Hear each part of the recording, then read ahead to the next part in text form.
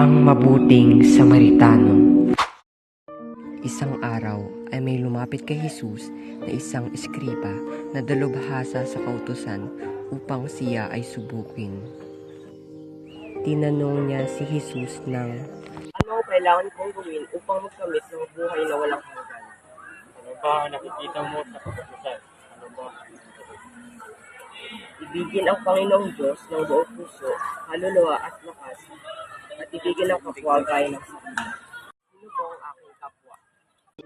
kaya naman inihayag ni Jesus ang talinghaga tungkol sa mabuting Samaritano. Isang araw ay may taong naglalakbay mula sa Jerusalem papuntang Jericho. Hinarang siya ng mga tulisan at iniwan ng halos patay na. May isang pari na napadaan sa lugar, ngunit sa halip na tulungan ay lumihis siya ng daan at nagpatuloy lamang sa paglalakad na parang walang nakita. Ganon din ang ginawa ng Levita na nilampasan ang halos patay na at bugbog sarado nitong katawan. Nagkataon namang napadaan ng isang lalaking Samaritano na naglalakbay at walang pag-aalinlangan na tulungan ang bugbog na manglalakbay.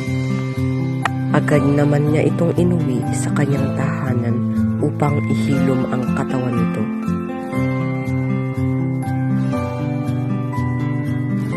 At nagbilin na alagaan muna ang lalaki kapalitang upang dalawang salaping pilak.